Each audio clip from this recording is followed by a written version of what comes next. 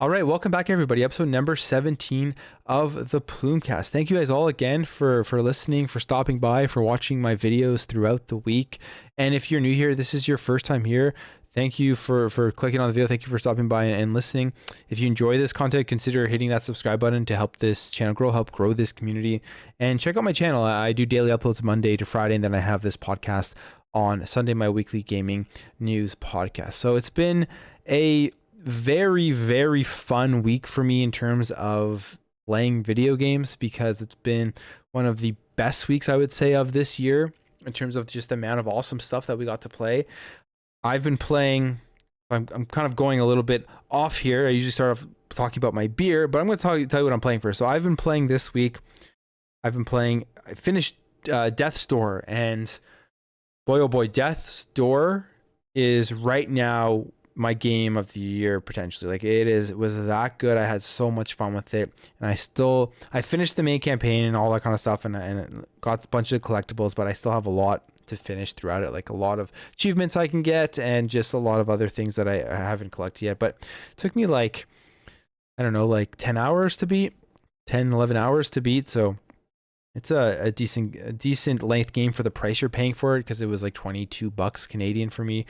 And man, it is such a great game, and the fact that it's made by two people absolutely blows me away. It's like a Zelda clone with semi-Dark Souls like combat, but not really. Like, it's not that hard.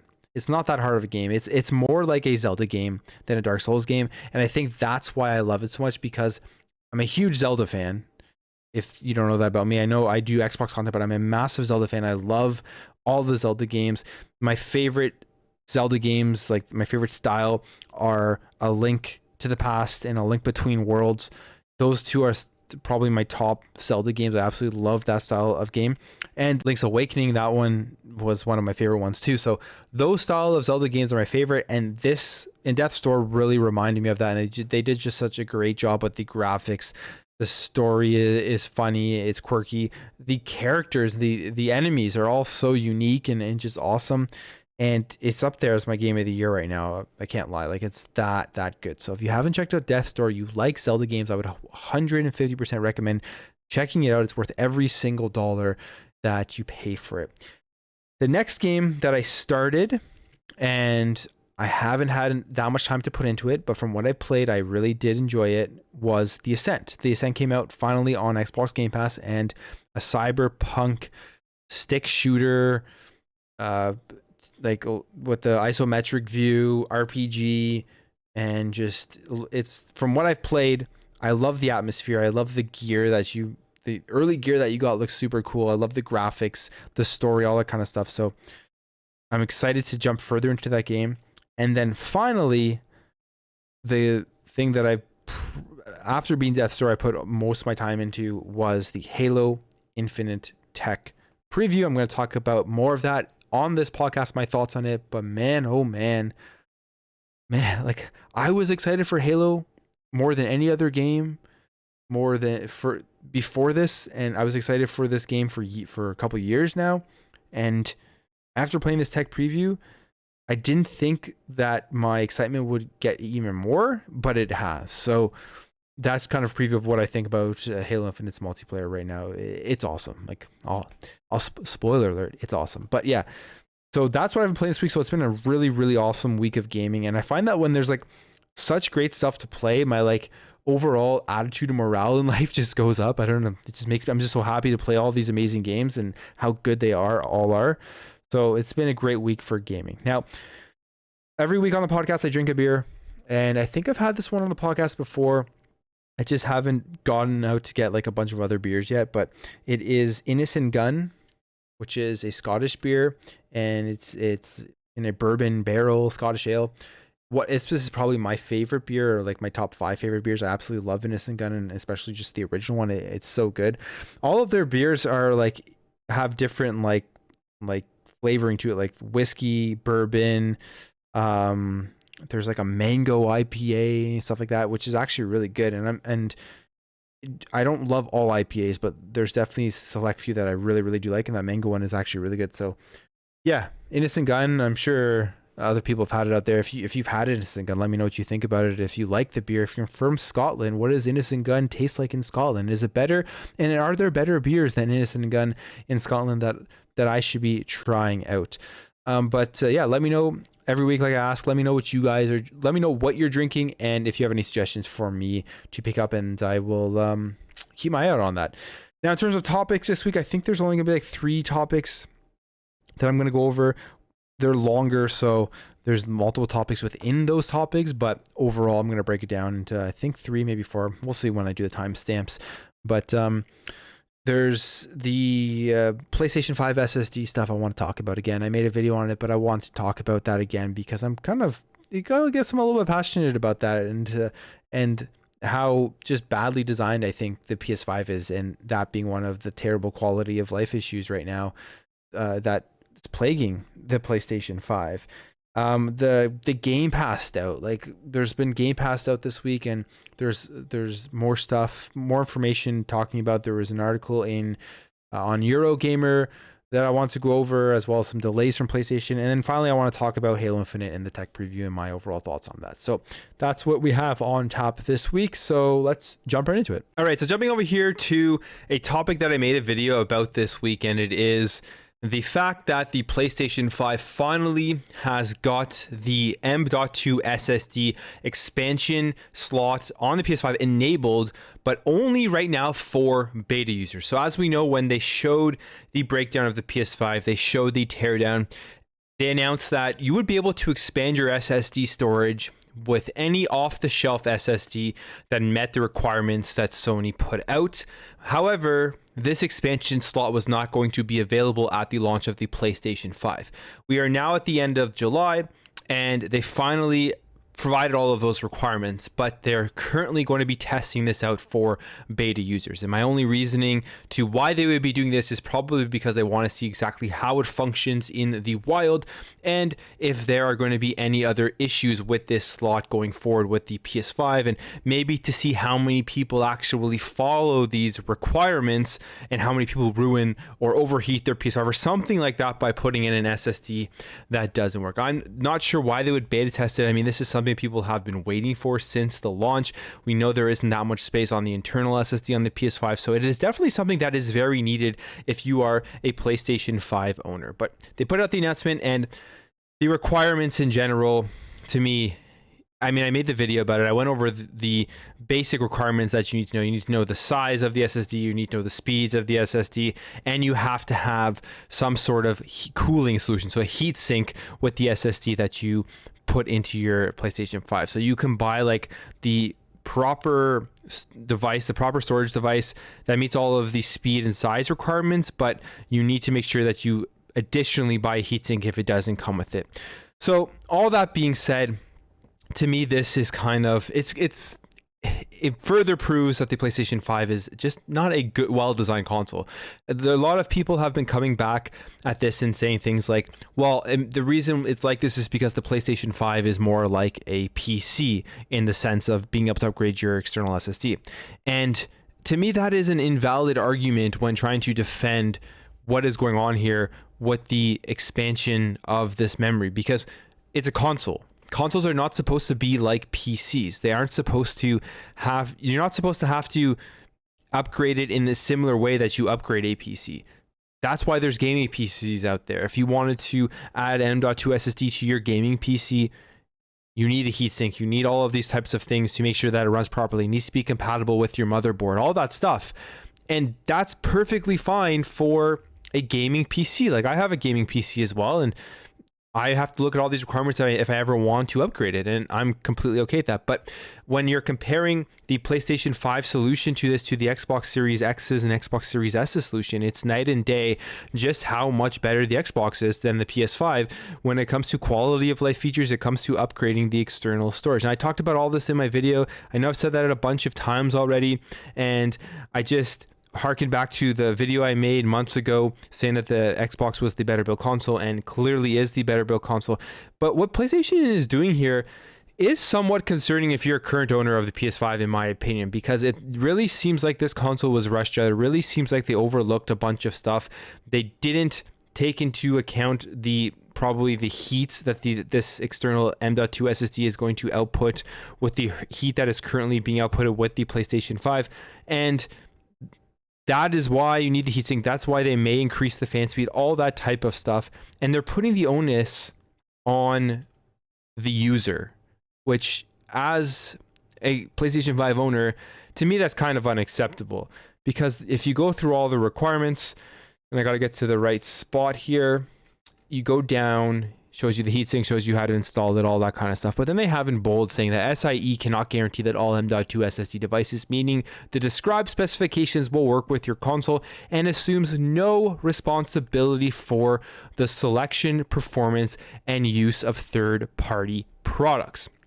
But at the end of the day, all the SSDs that currently work with the PlayStation 5 that currently meet the requirements are third-party products, meaning that they're pretty much saying that any expansion you put to your SSD, if it destroys your PlayStation 5, they're going to take no responsibility if you call in and say, hey, my PlayStation 5 is overheated, it doesn't work anymore, and the SSD slot, I added an SSD and that is why it happened. They're going to take no responsibility, and who knows if that will void your warranty or not. And that, to me, that's concerning, because they built a console where they're pretty much setting you up to fail at the end of the day if you don't specifically go through all of these requirements and make sure that everything works properly, even though they give you that slot that is readily available. And why I think that is a problem, again, is because this is a console. We look at what Xbox did with the memory card style SSD expansion.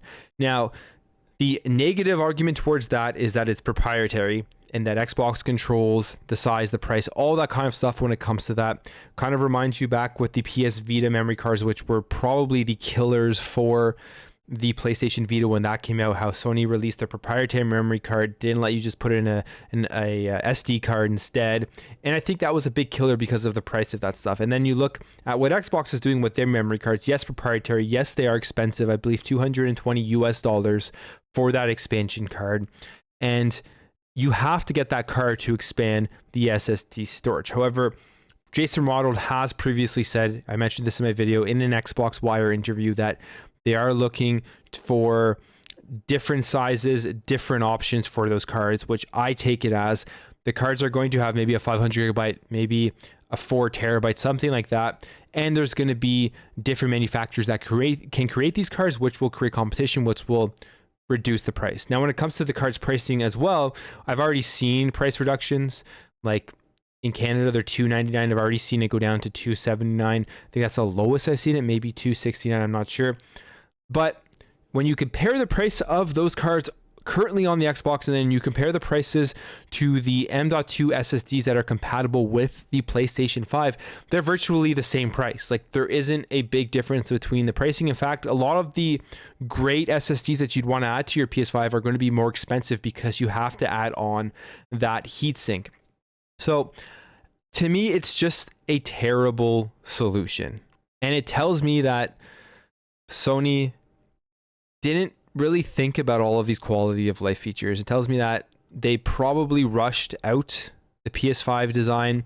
And I think that in the next couple of years, there will be, I mean, I say next couple of years, but I wouldn't be surprised if in a year from now, there is a completely redesigned PlayStation 5 that really fixes a lot of the issues that is plaguing it. Like, just like the stand, they've already kind of done it. They're already doing a remodel for the stand and the weight of the digital version, but I would see another model that comes out without even having a separate stand, smaller, a better solution for the SSD, where it's not going to be as cumbersome, it's not going to be as critical in terms of the heat of the console itself, just stuff like that.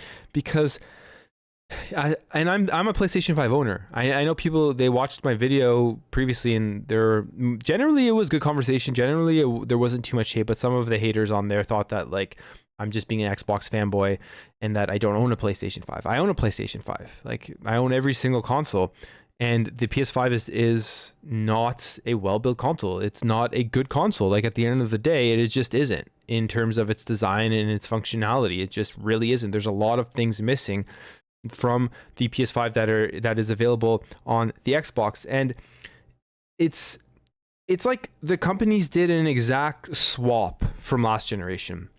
So last generation, and this is kind of shows my stance, where if the Xbox Series X had the same flaws as the PS5 this generation, I would definitely be calling it out and talking about it. But last generation, I didn't buy an Xbox One at launch. I bought a PlayStation 4 at launch. I bought an Xbox One when Sunset Overdrive came out, when the Master Chief Collection came out. I bought the Sunset Overdrive Xbox One edition, which was one of the best games that I played last generation, Sunset Overdrive. So I think that was about, I don't have dates for me, but I think that was about a year after the launch of the Xbox One. And there was all of the debacle of the Master Chief Collection, how terrible it was at launch compared to what it is today. But I didn't buy the Xbox One at launch. I bought the PS4 at launch, and I was a PlayStation gamer for the first year and a half of last gen.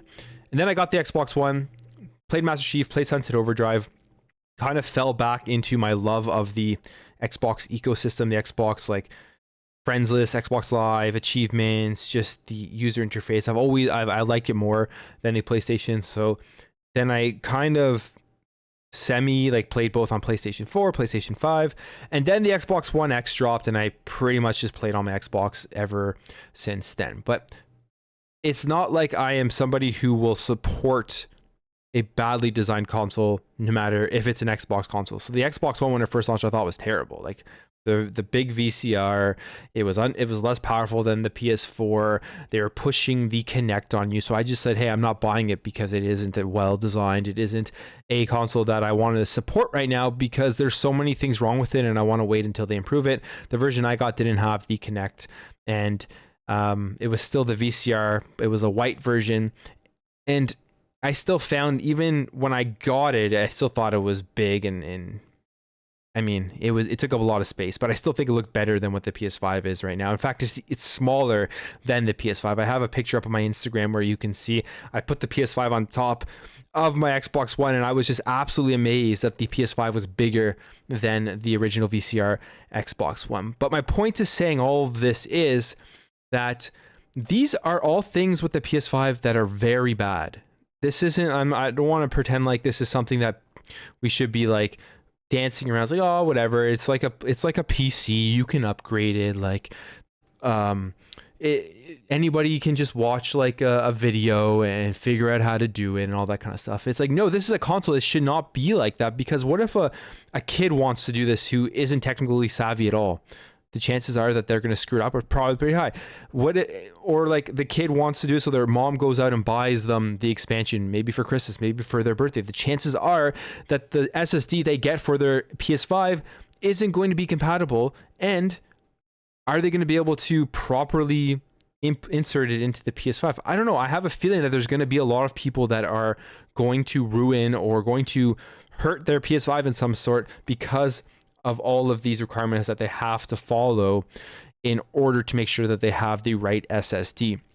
And that to me is a major problem, especially when you're comparing it to the plug and play memory card style SSD of the Xbox Series X. On top of that, you could take that memory card and you can swap it to any Xbox you want. You can bring it over to your friend's house. It's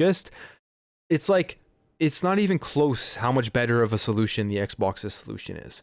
And people always love to give Sony so much credit.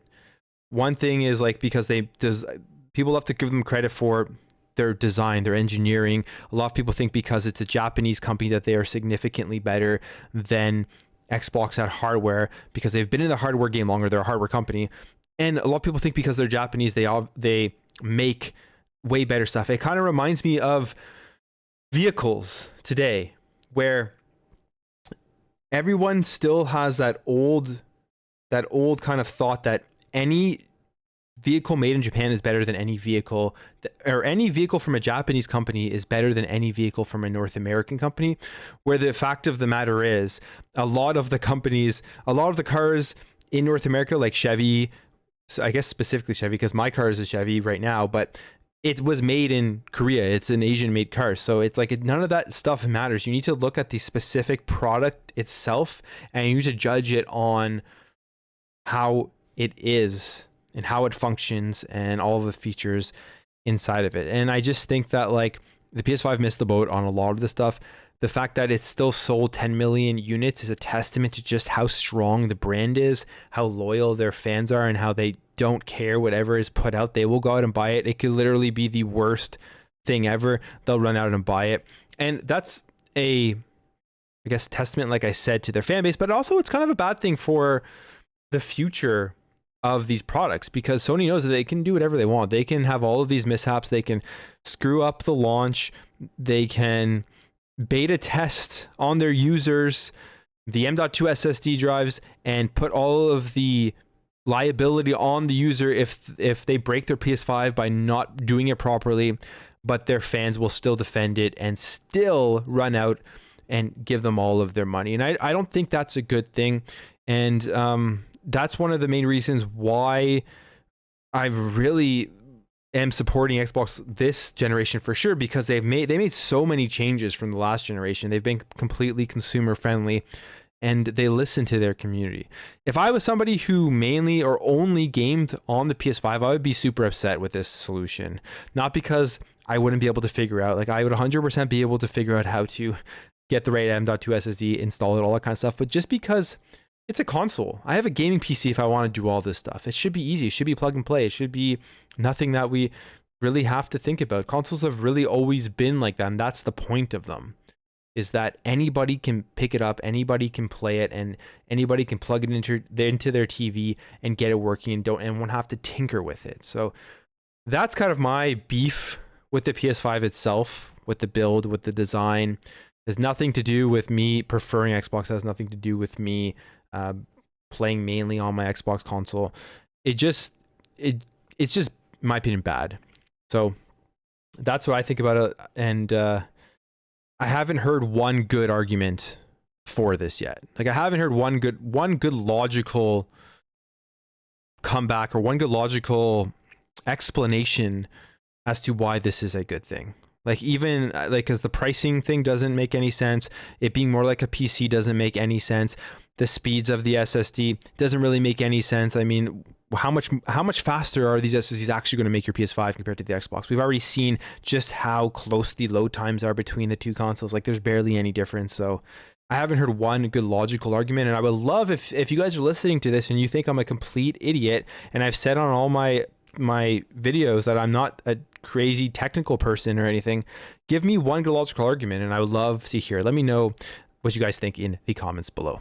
Okay, so jumping over here to this next topic, it's going to be kind of a mishmash between some Xbox stuff, some PlayStation stuff, just talking about the overall status or health of both of these consoles, both of these companies right now, when it comes to the different strategies that each one is employing. Obviously, with Xbox, they have the subscription model. That's what they're going with going forward, where you're going to be able to access Game Pass pretty much anywhere. And then you have PlayStation, who is still on putting out their exclusives on PlayStation 5 and making people go out and spend on the hardware in order to access their games. Now, there is the continued debate as to whether any of this is viable, especially with the Xbox side. Like people still think that Xbox Game Pass is not a viable solution going forward because they are wondering how Xbox is making money. But there are plenty of times Phil Spencer has talked about how they're making money and how Game Pass is being profitable right now. Their revenues are increasing. Their subscriptions continue to go up. So all the kind of stuff is pointing towards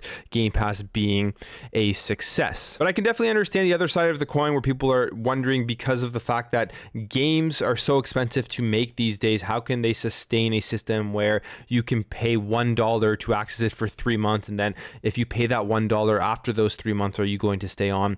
What I think happens with a lot of those $1 subscribers is that they subscribe to Xbox Game Pass in order to play a certain game that they want to play, or just check out the service in general. And then once they're in, they don't even really realize that 3 months is up, and then they continue to subscribe and play games on Game Pass because of how great of a deal and how great of a service it is and how many good games are on the service itself. And then as games start to come out that are first-party Xbox game studio games, especially this fall with Forza Horizon 5 and Halo Infinite, people are just going to stay subscribed once they also realize that you're only paying, what, $10 to $15 a month for a service that's giving you such amount of value. I don't think the majority of people have any issue with that. In fact, they'll be happy to pay for that service and then stop paying full price for games down the line. But there was this article here on Eurogamer that came out. Now, to be completely honest, it's an opinion piece and there isn't too much like backing up of his opinion from what he says here. He uses one example, but it is somewhat interesting in the sense that what we are seeing with games that come out on to PlayStation, come out onto Xbox Game Pass, and come out onto Xbox as a standalone version if you want to buy it, and just how well they are still doing in terms of sale. So it's about MLB The Show 21, and it says here, how can something so good value, something that offers all Microsoft's first-party games and an increasing number of third-party games day and date make financial sense? Obviously referring to Xbox Game Pass here. And we saw earlier this week with Sean Layden coming out and thinking that there is no way really that the subscription model was sustainable within the video game industry. Him saying it's very hard to launch a $120 million game on a subscription service charging $9.99 a month. You pencil it out, you're going to have 500 million subscribers before you start to recoup your investment. That's why right now you need to take a loss leading position to try grow the base. But still, if you have only 250 million consoles out there, you're not going to get 500 million subscribers. So how do you circle that square? Nobody has figured that out yet. And I made a video talking about this, and his comment is definitely off base, especially with the second half of it, because he's focusing specifically on consoles and the subscription model within a console. When with Xbox, they've already kind of figured this out by putting Game Pass out onto multiple devices. We are even now seeing that they're going to be putting out a smart TV app and a streaming stick. They mentioned that they wanted to do that. In fact, there was this article that just came out on 9 to 5 Google showing that the Xbox Game Pass logo app or whatever is actually now able to show up on the home screen for Android and Google TV. So previously, I believe you had to sideload this onto Android TV because, as we know, Game Pass does support Android TV or does support Android. But if you wanted it on your Android TV device, you would have to sideload it on to it, and didn't function very well.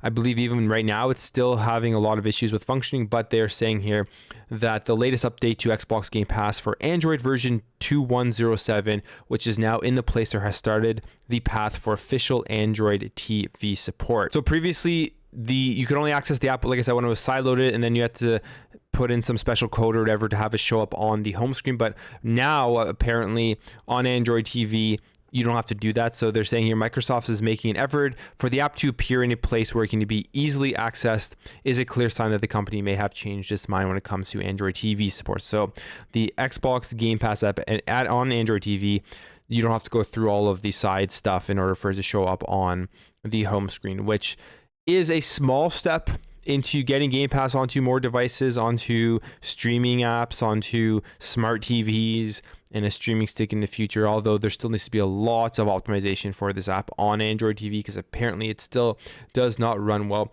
But you can best believe that Xbox is focusing on and working towards getting the Game Pass up anywhere where it will be accepted, like anywhere that people are going to be able to access their games and where there is a decent install base, they're going to want to get the app out there. And it's going to be all through the technology of xCloud, where you're going to be able to play these games.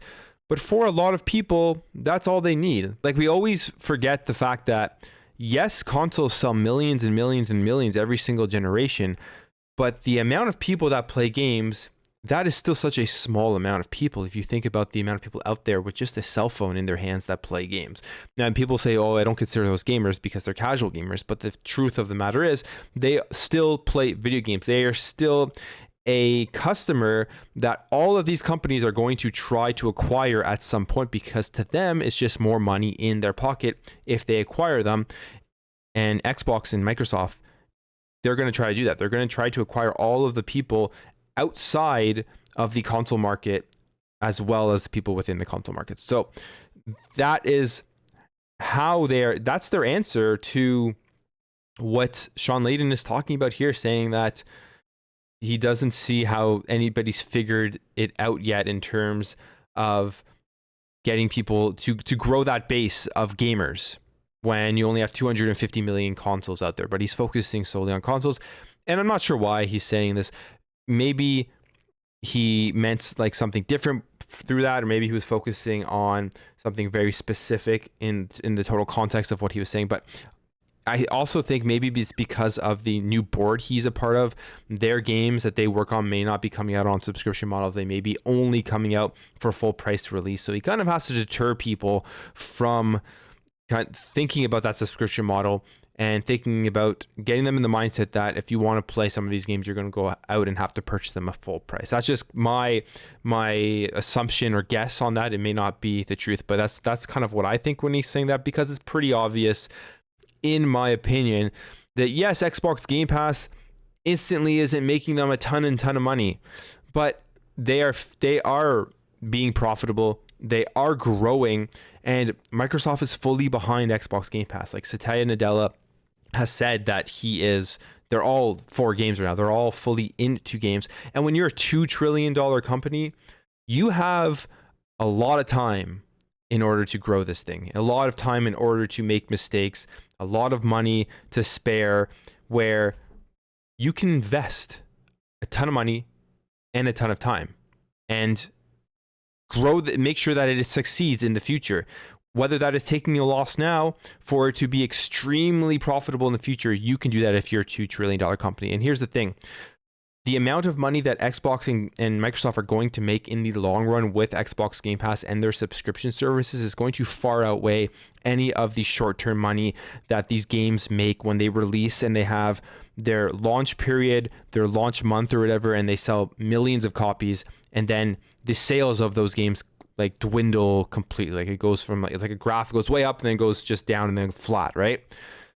The amount of money that the subscription model is going to make over the next 10 years is going to be substantially more than the amount of money these games make one pop at a time. Now, when it comes to MLB The Show 21, as we know, it came out, it was previously a PlayStation exclusive game. It's made by a PlayStation owned studio, San Diego Studios, and in my opinion, one of the best sports games out there, and obviously the best baseball game out there, because I don't think there's any other simulation baseball games that are available.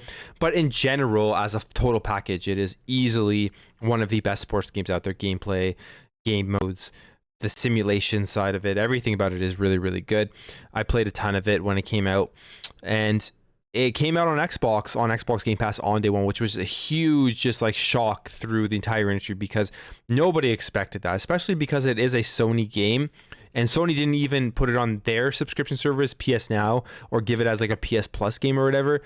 But people on Xbox who previously could never play this game were getting it as a part of their subscription service, which was absolutely crazy when they announced it. But what they're saying here is that they announced that the PlayStation 5 has just hit 10 million sales. So the PlayStation 5 is selling incredibly well. They are doing awesome. Like, they're going to be able to sustain their strategy throughout this generation if they continue to sell consoles like this.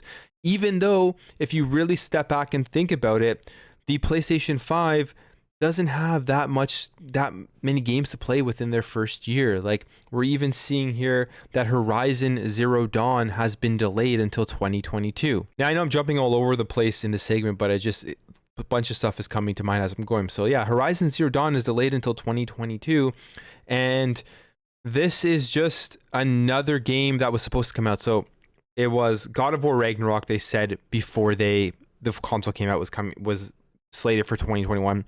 Horizon Forbidden West was slated for 2021. Gran Turismo was slated for 2021. And Ratchet and Clank, which came out, Demon's Souls, and Spider-Man, which both came out at launch. So they got 3 games for PlayStation 5.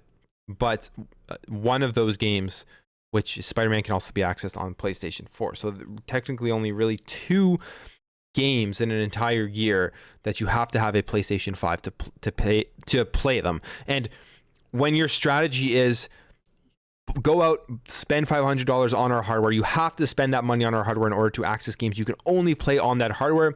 I don't think 2 games in a year, even for a launch year, is cutting it. I don't think it's nearly good enough. And I don't think there is very much to play on PlayStation from a first party standpoint this year. That's just the fact of the matter. And people can argue all you want and say these were blockbuster, amazing AAA games. But in reality, these games were 10 to 15 hours long, and you spent an extra $10 because the PlayStation 5 games are now, we'll use US dollars, instead of $60 or $70, and you're only getting about, at max, I would say 20 hours of gameplay out of them. So for spending $500 and then spending $70 before taxes on a brand new PlayStation 5 game in an entire year, to me, 2 games is not cutting it in terms of getting your value out of the console. Now we go back to Horizon Forbidden West. So this is according to a report from Bloomberg that the open world story of Alloy is set to continue sometime in the first quarter of 2022, though an exact date has not been revealed at this time. And I believe there was also another rumor or news going around that State of Play, they're going to have another one at the end of August, sometime in September, and they're probably going to announce it there that it is delayed. But I mean, this all just goes back to when they announced the PlayStation 5. You're not going to convince me that Sony did not know right from the get-go that God of War had zero chance of releasing in 2021, Gran Turismo had zero chance of releasing in 2021, and Horizon Forbidden West probably wasn't going to release in 2021. The reason I think that they announced these games saying 2021 was because, you know, the industry trend, delays are all the time. Like, I have no problem with delays. Like, I'm not upset that Horizon Forbidden West is going to get delayed. I'm not upset that God of War isn't releasing in 2021. It doesn't bother me. I don't find that issues with delays when you have a lot of stuff to play. My issue is, I think they intentionally knew that there was no chance, but they wanted to push more consoles right along. They wanted to build that hype, knowing like they were dishonest with their marketing. They knew that these games weren't going to come out, but they also knew that if they said they were going to come out in 2021, many people who were just going to allow that initial hype and want for a product to force them to go out and buy a console. And then you have people who are spending thousands on it because of the scalpers, thinking that these games are going to come out. Now that's their fault. Like, you shouldn't be buying consoles from scalpers. It's a waste of money. It's a waste of time, especially now when these consoles first launch, and then you don't actually know 100% know what you're getting. I don't know. Maybe the scalper has like tried the console. I don't know. Anyways, but the point being is that in 2021, the PlayStation 5 has not been a good console. It's been actually one of the worst consoles launches that I've ever experienced in my life because of the quality of life features, how bad they are, and there's really nothing to play. My PlayStation 5 just sits there. I've played it for Spider-Man and I played it for Ratchet and Clank. In total, I've probably played actually Spider-Man, Ratchet and Clank, and I've actually recently picked up Sackboy, A Big Adventure, which is also available on the PlayStation 4, which I've been playing a bit of that as well. So I would say in total, maybe like this year, I would say I've played my PlayStation 5 easily under 100 hours. This year, 100% easily under 100 hours. Maybe even under, I don't want to say, maybe even under 50. Definitely, maybe even under 70 hours since I've had it. So, I don't know. It's not, it hasn't been a great launch. And then we have the whole SSD stuff, which I'm going to talk about later in the podcast. But again, getting back to MLB 2021, the whole point of this article was to say that with MLB The Show 21, it announced that there have been 2 million copies sold, but the game has reached more than 4 million players. So what this article is pretty much saying is that they believe that Xbox's strategy, Xbox Game Pass, is very viable because of the attention and the amount of gamers it brings to a game when it comes onto Xbox Game Pass. So if there's 2 million copies sold, there's over 10 million PlayStation 5s, and it's reached over 4 million players. More people are playing this game most likely on Xbox, whether that is through Xbox Game Pass or even purchasing the game on Xbox. And this is something that came out from Matt Piscatella, who does the NPD stuff, which is like the sales of games and how they're doing. And MLB The Show 21 launched in April. And even though it came out onto Game Pass, it was still the second best selling game on an Xbox platform, which clearly shows you that even though it's out on Xbox Game Pass, there are people out there who maybe just play on Xbox alone, but they still want to go out and purchase the game. They still want to go out and play it, but they don't have Xbox Game Pass, so they go out and pay full price for it. And plus, MLB The Show, they have like their Diamond Dynasty stuff. And for a game like this, the more people you can have as a player base, the more you can grow your player base, the more money you're going to make, because it just means more people are going to go out and spend on those microtransactions for a mode like Diamond Dynasty, which right there shows you just how valuable Xbox Game Pass is for games. Even if people aren't paying full price for them, they're still going to spend money in the game. So it really just shows you that developers are going to want to put their games onto Game Pass because it grows their player base. People are still going to spend money on it, whether that's microtransactions or whether that is still purchasing it fully. Either if they love the game, you get a discount when you're subscribed to Game Pass, so people still go out and buy it, or once it comes off Xbox Game Pass. Now, will this translate over to single player games? I do think it will. I do think that if you have a solely single player adventure, there's no in-game transactions in that game, you put it onto Xbox Game Pass. I personally believe that by doing that, and if a lot of people access it, you're going to make more money in the long run for your game, because word of mouth marketing is the most powerful. The more people that play it, the more people are going to talk about it, and you're going to be talking to your buddy who may not have Xbox Game Pass but have a PlayStation or have a PC, and they may go out and purchase it on Steam or on PlayStation. And we've seen this guy here, Mike Rose, talk about this previously. I believe it was last year around this time, where he put out his single player games from No More Robots, which is the publishing label for his games. Descenders was one of his games that he put out on Xbox Game Pass, and he was worried that the game wasn't going to do well because of a subscription model, and that nobody was going to play it, or that nobody was going to continue to buy the game after playing it on Xbox Game Pass. And he says here that there was a graph that he saw the Xbox was showing around internally. They showed me this graph, and they were showing the power of Game Pass and using Descenders as one of the examples. The graph that they had done, they had to alter the graph because the spike was so good from when we went into Game Pass that it made it look like we had sold nothing before that point. And Descenders was selling great before Xbox Game Pass. It was supporting both No More Robots and Rage Squid, which are the two studios.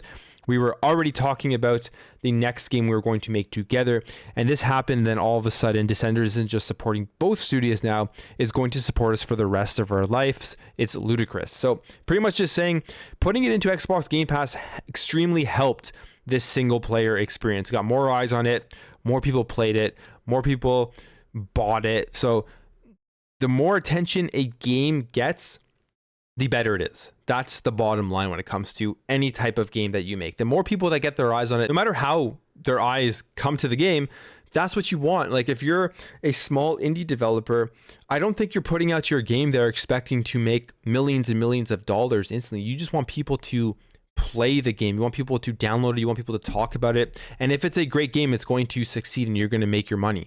That's the thing, whether it's on Game Pass or not. If it's a great game, people are going to talk about it through word of mouth marketing. People are going to play it on Game Pass.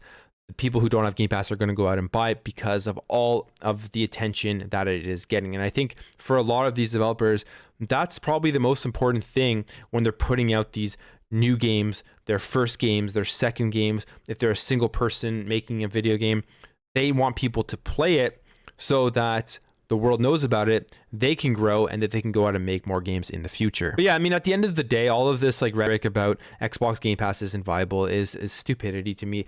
Microsoft is a $2 trillion company.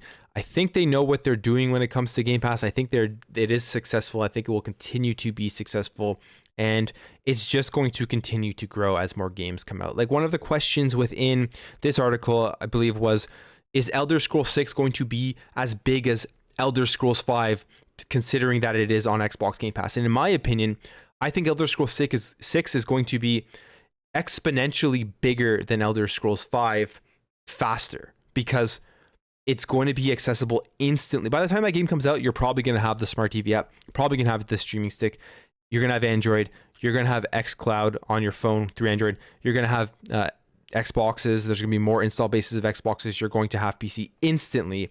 You're going to have access to all of those ecosystems where people are going to be able to access and play this game. And I know people are thinking, well, it's not going to be on PlayStation and it's not going to be on the Nintendo Switch, and those are huge install bases. Yes, I can agree with that point. However, the install base of people on their phone and the install base of people with a smart TV far surpasses the amount of people who have a Nintendo Switch or a PlayStation. And having access to all of those streams instantly, I think, is going to allow this game to easily surpass Elder Scrolls 5 in terms of how many people play it. And yes, Elder Scrolls 5 is literally on everything now. I mean, it wasn't instantly literally on everything, but it is now. So it's a huge game, but I think Elder Scrolls 6 will do just as well and pass it. And at the end of the day, this is just going to be a topic that people continue to debate, because the actual full numbers, I don't believe, are just like formally out there. They give us like the percentages of increase in revenues and stuff like that, but we don't actually know the full details of how it really works economically. Phil Spencer has given us the lowdown of how they pay developers, the different deals and stuff like that, and that it is profitable. And I don't think that they would continue to push it if it was something that was just completely unprofitable. And it's going to continue to grow. There's going to be more subscribers. Last time I think there was 18. They haven't given us a number yet. People have been saying it's around like 23 now, but could even be way more than that or less. Who knows? And as the first party games start to come in, the subscribers will exponentially just continue to increase, especially as like Starfield comes and the other Bethesda titles. All right, so to end off today's show, I wanted to talk about Halo and Halo Infinite and the tech preview that I've been able to play over the last couple of days. I've been able to check it out on the Xbox Series X, the Xbox Series S, and on PC.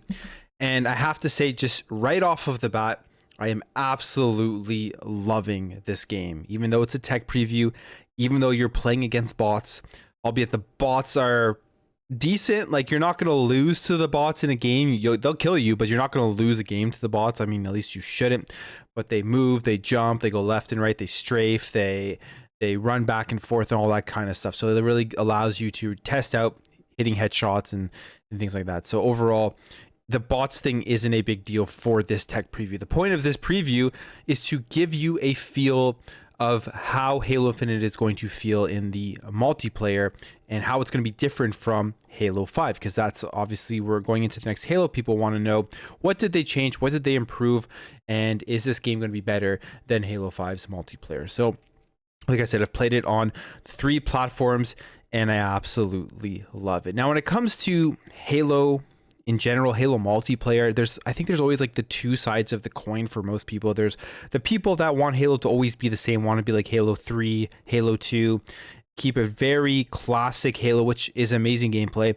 And then there's the other people who don't mind modernizing Halo, like Halo 4 and Halo 5.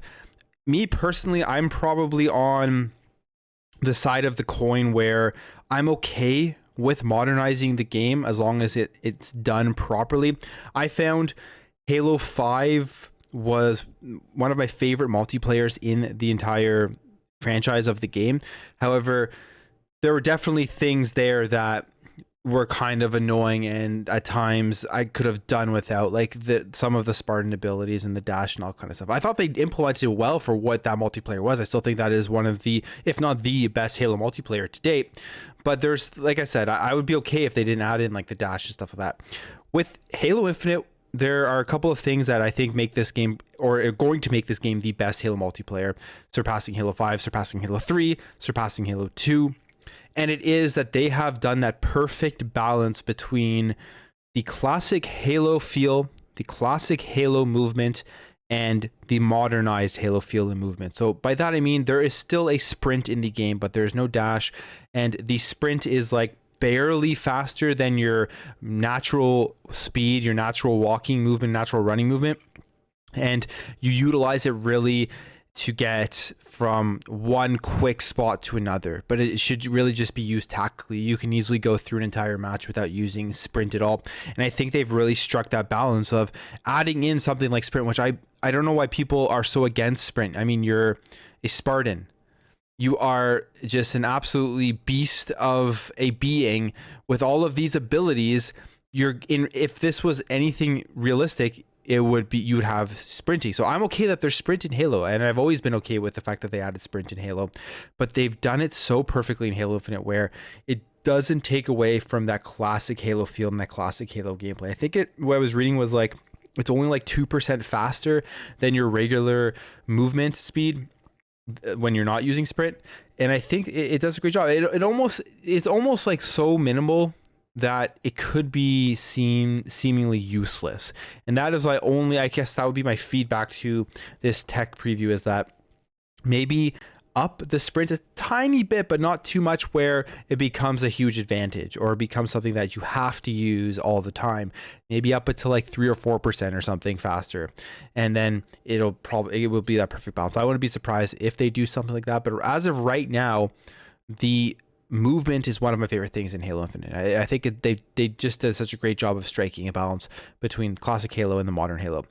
The next thing I absolutely love about this game is about this tech preview is the guns and the gunplay and the sound of the guns. The gunplay is just so spot on. It's so like just satisfying when you're getting a headshot and you're taking out an enemy, and then you're starting with your MK50 sidekick, the new pistol, which is probably my favorite addition to this entire game right now, is that new pistol. It's just so fun to use, and it's a weapon, it's a gun you start with. Like, you can go through an entire match and just be picking off people with that pistols, then switching to your AR to finish them off if you're not hitting every shot with a head in the head.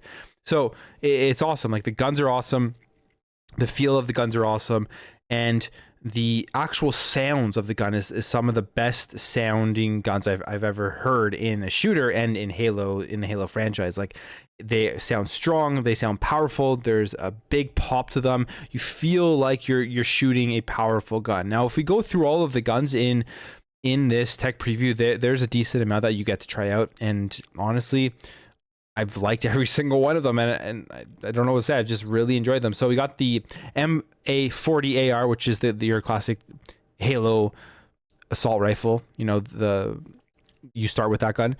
Then you got the BR75, which is the battle rifle, is the Halo gun in multiplayer. It's the gun that is the best to use. It's always been the most popular, all that kind of stuff, and the new Halo Infinite battle rifle feels great. And that's what I love about it, is that it feels great. It feels like it doesn't take away from that classic Halo BR feel. You don't need to aim down sight. You don't need to do any of that stuff. You can, it works, but you can just play like you would play in Halo 2 and Halo 3 and just go around and pick headshots. And it sounds absolutely incredible. The sidekick I've already talked about, love it. Then there's the shotgun. There's the Needler in this tech preview, and the Needler, oh my god, the Needler, it's so awesome in this. Like, it's so satisfying to kill somebody with the Needler in this game, and you see the explosion, you see like the crystals and just the lighting when they explode off of your enemy. It's just an awesome feeling, and they did a great job with the Needler, which I'm not surprised. Then we have the VK78 Commando, which is an awesome new gun to the game. It's a new automatic weapon where you can hold down the trigger and it'll shoot rapidly. You can also just click it and it'll be a lot more precise. And gun feels great. It's going to take, I think, a little bit of getting used to in terms of the spray pattern and the recoil, because you can lose control of it if you're not careful, if you're just holding it down. But it's definitely a welcomed addition. It's not overpowered. I didn't feel like it was overpowered. Do you think a gun like that in Halo that shoots that fast and is powerful would be able to easily outduel somebody who doesn't have it? But you really have to be able to control the weapon for it to be successful. And I think they have the practice range where you're going to be able to practice using the weapon. I think that's going to come in very handy as this game continues to go on, because learning the spray patterns and making sure that you're controlling that recoil, because you can easily get picked off with somebody who it's just great with the pistol with boom 5 headshots quickly as you're using the VK78 Commando trying to spray them down. Then the sniper, I mean, the sniper is awesome. I mean, sniper has always been such a classic weapon in Halo.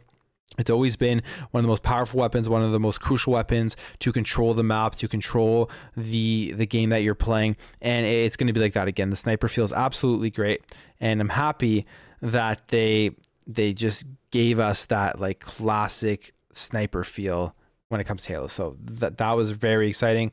The plasma pistol in this tech preview, you got the pulse carbine, which is an assault rifle from the Banished, and it's like 3-shot pulse. It's decent. I wasn't very successful with it, but I'm sure a lot of people will be, and I'm sure if I practiced more, I will be successful with it.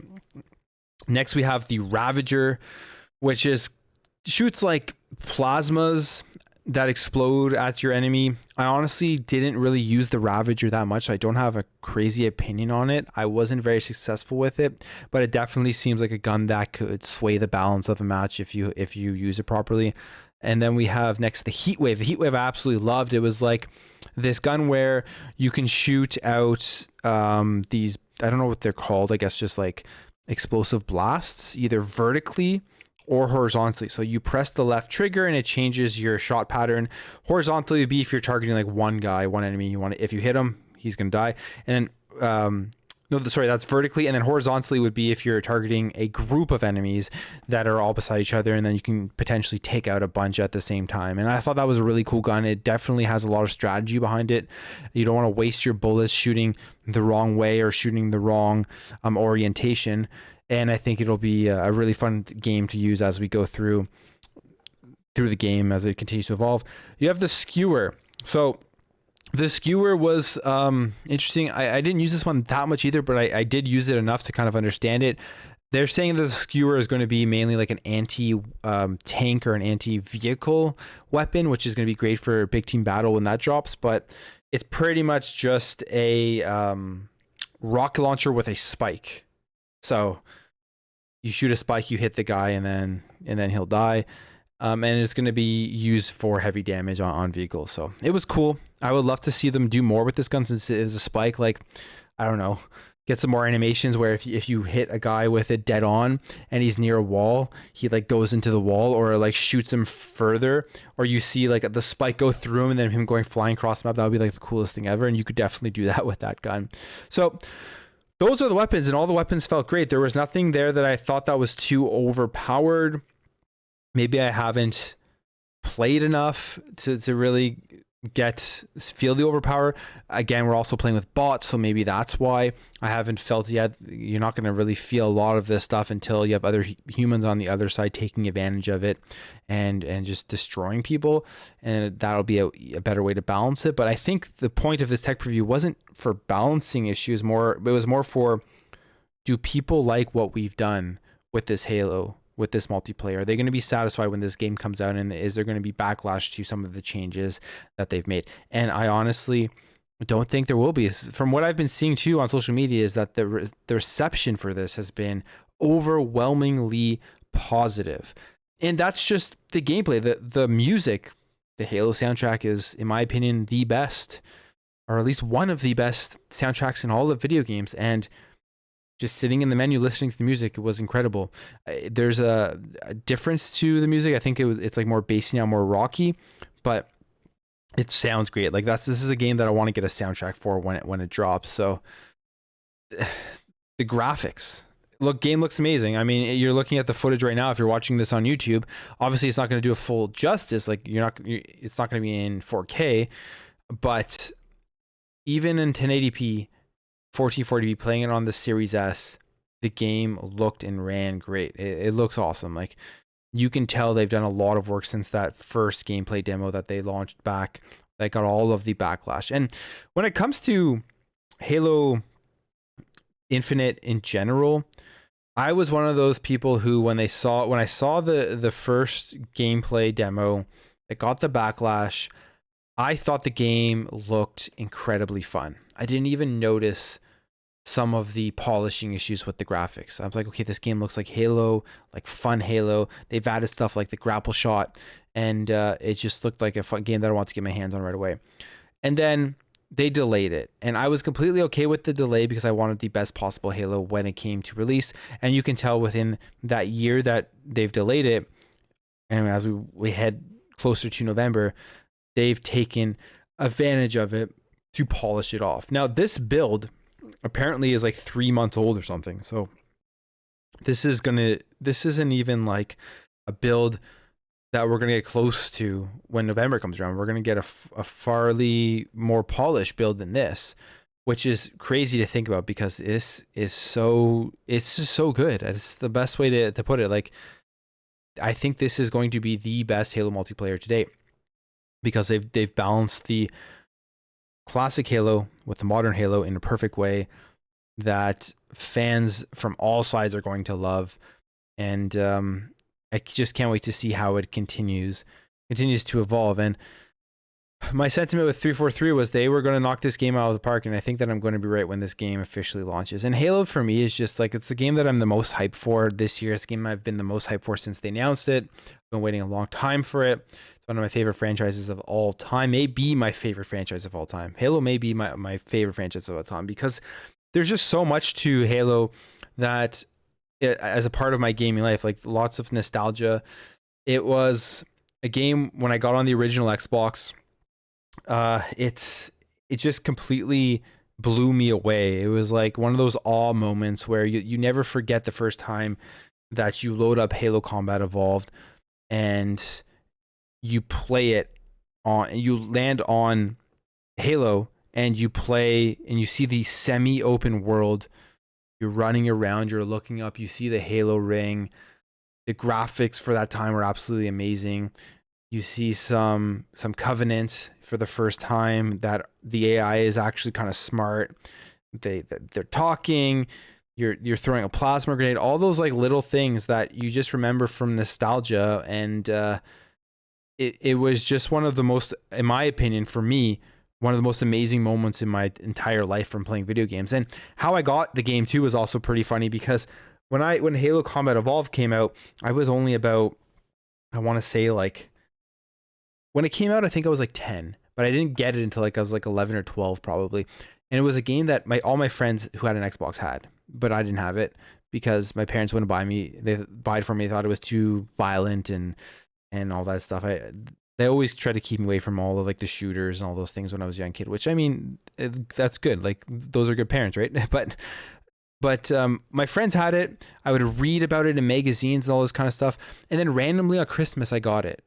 And I was just like so shocked that I got it. And I remember looking at my parents. I remember looking at I think it was my mom who gave it to me. And then my dad looking at my mom saying, what the hell? Like I could see it in his facial expression. What the hell did you do? We had decided that we were not getting this to him because it's too violent. And like, by that time it was too late, but I was so happy. One of the greatest Christmas gifts I ever got. And, when I popped it in, it's just something I'll never forget. So it's just like has such a big place in my gaming heart, if you want to put it that way. And then you got Halo 2. Loved Halo 2, the multiplayer, the campaign, all that kind of stuff. Halo 3 was a game that like I literally skipped school so many times to play and put so many hours into it with my friends. And I think I was in high school at that time. Then Halo 4. Halo 4 was like, I enjoyed the campaign, the multiplayer. I think I played a decent amount, but probably the least Halo that I've played. And then Halo 5 came out in 2015 on the Xbox One. And I loved Halo 5. Like, I absolutely loved Halo 5. The only thing I didn't like about Halo 5 was the story. And I'll agree with everyone who says that the story is bad. It wasn't a great story. They definitely kind of lied a bit in their marketing leading up to the Halo 5 story. And I wanted to play way more as the Master Chief, but the multiplayer was some of the most fun multiplayer I've ever played. I thought it was the best Halo multiplayer at that time. And the gameplay in the campaign, I don't care what anybody says, you can shit all over the story, but the gameplay in the campaign was extremely fun. It was very well done, and it was a great Halo game in that sense. Now, the story wasn't there, and I'm hoping that the campaign for Halo Infinite is going to make up for all of that. And I know there's leaks right now for the campaign story, and if I see one leak, I'm gonna be so angry, and I'm gonna have to like somehow ignore all of this stuff now until the campaign drops. But from a gameplay and multiplayer standpoint, I thought Halo 5 was incredible, and that's why I was very confident that 343 was going to knock Halo Infinite out of the park. Like, people had so many doubts, and I found like all of the doubts came from the fact that they wrote a bad narrative story. It's like they totally forgot about the gameplay that they implemented into the game, which I thought was great. So I was fully confident that because I knew they listened to the community. I knew they listened to the people who didn't like some of the modernizations they did to the multiplayer. And I was sure that they were going to come back with something with Halo Infinite, which they've done, that strikes that perfect balance between the modern and the classic Halo, and they did it. They've absolutely knocked it out of the park. So if you're somebody on the fence right now, wondering if Halo Infinite is going to be good, and you haven't played the tech preview, all I have to say is that you should be excited. You should be excited if you're a Halo fan. You should be excited if you're a first-person shooter fan. And what is crazy about this is that we're going to have Call of Duty, we're going to have Battlefield 2042 at the same time, all releasing in the same time frame. And I honestly believe that Halo Infinite is going to take the crown over all of them. I think it's going to probably be the most played game. It's going to be so fun once we get the other game modes too, to play like big team battle and all the vehicles to try out. Like this is just the tip of the iceberg. This is just a little tease because it's only the 4v4 arena that we got. And the maps themselves have also been decent in this tech preview. I mean, there's been 3: Live Fire, Recharge, and Bazaar. I haven't played Bazaar yet. I will get to that today. I was like, I just haven't had time, but I've been playing a lot of Live Fire and a lot of Recharge. And Live Fire is a fun map. There's good flow, good movement. You can't camp. Like you're continuously moving around. There's the weapon placement is decent, and it's not going to be anyone's favorite map, I don't think, but I think it'll be good enough to be an adequate map within Halo, and overall a good map. And then you have Recharge. Recharge is pretty awesome. I actually really like this map. One of the big things with Recharge is that they have the grapple shot on there, and there's a lot of verticality, like shooting down at people, and it's just a really well designed Halo map. So this tech preview has absolutely knocked it out of the park, and the whole entire game when it gets released is going to do the same, because if this is a build from 3 months ago, it really can only go up from here. Like at the end of the day, it can really only go up from here, unless they do some stupid crazy balancing stuff that ruins it, and I really doubt they will. So 343 has shut up everybody. At the end of the day, I think they've just completely shut up everybody who were doubters, haters, who thought like, oh, it got delayed, it's gonna be crappy, Halo Infinite is gonna fail, and all this kind of stuff. Because the multiplayer is already this much fun. There's still so much to come to it that we are forgetting there's still an entire campaign to come out with this gameplay. So I don't know. I'm extremely excited for this game, and it seems like it's even running well on Xbox One. I haven't played it on Xbox One, but if anyone's listening to this and they've played it on Xbox One, let me know how it's going. We saw a quick video of it on Twitter running on Xbox One. I think it was at 30 frames per second, but it was smooth enough, or it was like, for an Xbox One, it was decent. It looked good. It looked like it was running well. I think it was 30. Maybe it was 60. I'm not sure. Just low settings, like low graphical settings. But yeah. I guess to sum it all up, Halo Infinite's awesome already, and it's not even out yet. So it's going to be an incredible fall. It's going to be incredible November, and I just can't wait for the launch. One thing I do really hope they do, though, is that they just announce and release some crazy special edition, because I want to get my hands on a special edition. I know it's on Game Pass, but I'm willing to get my hands and play and buy any sort of cool special edition they put out for Halo Infinite, because I think this may be one of the last Halo games that we get in terms of like a brand new release. Considering they're calling it Halo Infinite, considering the multiplayer is free to play, they may just make this a games as a service now and just continuously add on to the multiplayer for years and years to come, and just continue to add like downloadable story content to the campaign. We'll have to wait and see on that, but I wouldn't be surprised if that happens. So if they release some sort of really cool special edition, I will be one of the first people trying to get it. But I'm sure a lot of you out there have played the tech preview. Let me know what you think about it in the comments below. And that's going to wrap it up for this week's Plumecast. Thank you all again for listening, for stopping by, for watching my weekly videos. It really does mean a lot to me. I'm almost at 5,000 subscribers now. I think I'm about like 30 or so away from hitting that 5,000 subscriber mark, which to me is absolutely mind-boggling. But yeah, it's definitely stay tuned. I'm probably going to try to come up with some sort of giveaway for it. It's not going to be like anything crazy or anything like that, right? But I want to give back to you guys just for all the support that you've been giving me. So I'm going to try to do something with that. And yeah, I will catch you throughout the week in my weekly videos as usual. And next week on the Plumecast.